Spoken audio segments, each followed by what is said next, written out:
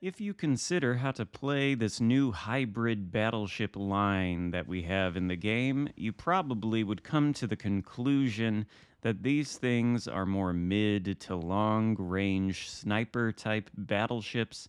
Of course, you want to be in the mid range to actually use the airstrike armaments, but longer ranges, of course, this thing in particular, the legendary tier Louisiana, has 10 guns, which are fairly effective if they're not the most accurate. But what happens if you run into a scenario that's not ideal, i.e., a scenario where you cannot play at mid to long range, but instead are forced to play at close range? Can these things brawl? That is the question we seek to answer today with this battle, which I think may have been my very first battle in the Louisiana. In fact, I played it on stream a couple weeks ago when the update first dropped. This might have been update day, in fact. I don't quite remember. Some of you probably recall seeing this battle if you were there for that stream, but if you weren't, then you're in for a little bit of a treat because it turns out the Louisiana can, when called upon, brawl quite successfully, as long as it does so against ships that it will have an advantage over. In any case, we've spawned here on this Thunderdome map, sort of the opposite of what happened in the video on Monday where we were playing the Khabarovsk. And we're going to go around the Thunderdome to see if we can't get inside. I like to take battleships around this area because if you can get into the Alpha Cap with a battleship this early on in the game, it's possible you can get crossfires on the other side of the map. In fact, I think we will see that coming up. But for now, we have no intelligence data until this moment when Schroeder chooses to come around the island. So far, he's the only one we see, but there are two people with him, a Grosser first and a Yamato. Schroeder has noticed that he's run face first into a battleship and two cruisers, so he's coming to a halt.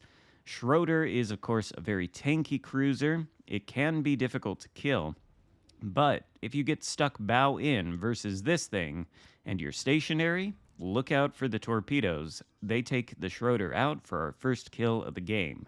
But we still have Yamato and GK here, and it looks like the cruiser to the left there is about to go back to port himself following the Schroeder. Yep, I think that is going to spell his demise. We get a good hit on the Yamato, even though he's bow in for 8k. But at this point, we don't want to push straight into these two battleships. We don't want to play into an advantage where if we push in and they're on either side of us, we can't angle effectively against either one. So my idea was to sail more toward this island and perhaps turn. Ideally, put the island between myself and Yamato so that only GK can shoot at me, and so that I can shoot back at him. But of course, the Louisiana is a giant half-aircraft carrier with a terrible turning circle. So you do have to be careful and plan these turns in advance, lest you find yourself running face first into an island broadside against one enemy battleship, or maybe two. So we have no choice but to reverse, which is not ideal. You don't want to be bow tanking and reversing against superior numbers like this. You can probably survive for a while, but if I'm sitting here just bow in, doing nothing else, these guys can push toward me, and potentially they can get on either side of me, which would be a huge problem.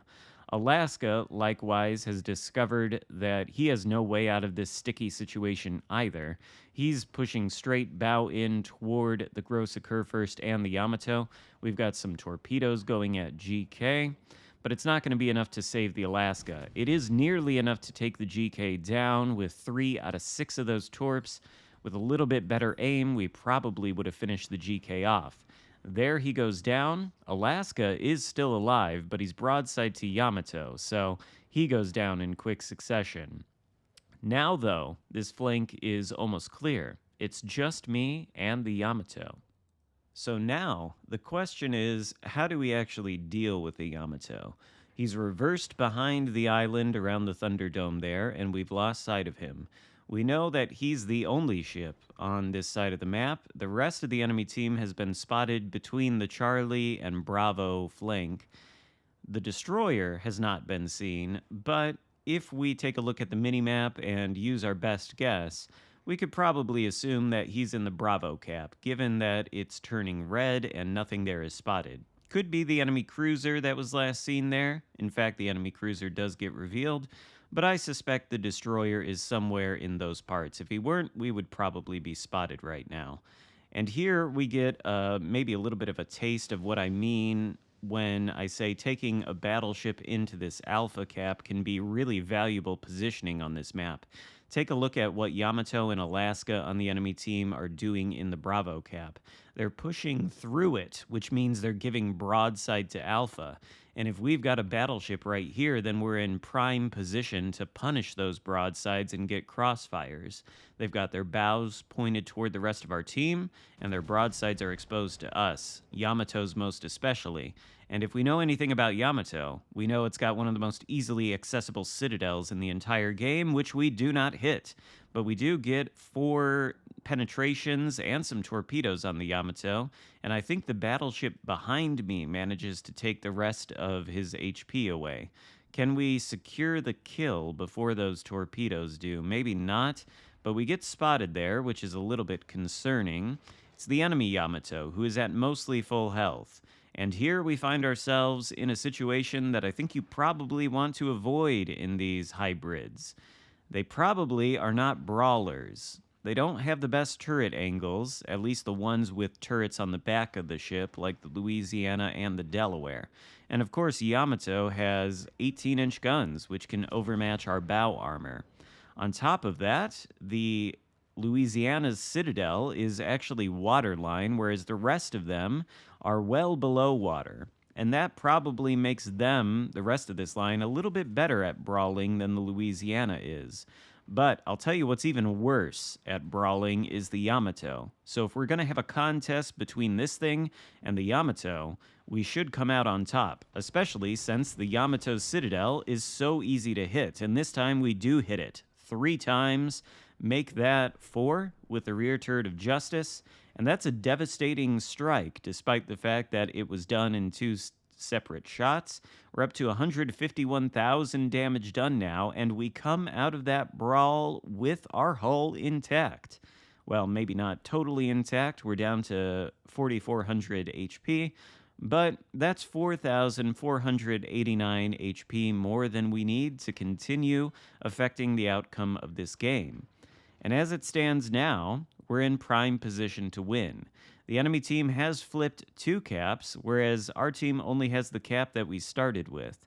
Suppose we could have gone into Alpha and flipped that, but taking out the Yamato was, well, not useless in any case. Schlieffen is spotted there. I believe he's also broadside to our position, once again demonstrating what I say. When I say getting into a position in the Thunderdome can be useful. We're not in the Thunderdome, but we're near enough to it that we can still get the broadsides of everybody playing the Charlie Delta flank. We don't aim quite correctly. Schlieffen is coming to a stop and about to kick it into forward gear, so the rear turret of Justice, which sunk the Yamato just moments ago, misses the Schlieffen, and the shells from the front turrets don't hit exactly where I would have wanted. Schlieffen is going forward, accelerating to what I assume is full speed, and I don't really expect too much out of this salvo. The dispersion looks a little wonky, and, well, ironically, we do get a Citadel, taking us up to 175,000 damage done, taking the Schlieffen down to low enough HP that he's probably going to be finished off within a couple salvos from the rest of our teammates. The destroyer is spotted somewhere inside of our spawn. It's an Elbing, perhaps not the biggest torpedo threat in the world, and the Schlieffen is moments from going down. Do we get to get the kill on him, or is he going to remain behind that island to the point where we cannot actually shoot him? It does look like he slowed his advance, and, well, he goes down. So at this point, just leaves the Elbing left, who is somewhere in that direction, but also the enemy cruiser, who was last spotted somewhere near the Delta Cap. So we're going to head over there now. I'll cut ahead to when we find him. Surely he wouldn't be in his last spotted position, but of course he is, and it's Des Moines, once again broadside to us. But these guns, even with the spotter plane in the air, can sometimes leave a little bit to be desired. The salvo is out, the dispersion is kind of all over the place, and we only managed to get 3 overpens for nothing before our teammates take out the Des Moines. So we decide that we're going to flip the cap in order to increase the XP numbers that we earn. That way, we'll end this game with 3 kills and 1 assisted capture. And then it's just the Elbing left, who our team finds and dispatches quite easily, ending the battle with our glorious victory. So, what conclusions can we draw from this battle? I would say, if you are in a situation where you're forced to brawl, you can get out of it with the Louisiana, but it's probably not ideal to play it at such close range. It's probably a matter of luck, in fact, that the Yamato didn't actually take us out. So these ships are not brawlers, but I suppose they can do well at close range when called upon to do so. Hope you enjoyed the video. If so, give it a thumbs up. Consider subscribing if you haven't already, and I'll see you next time. Goodbye.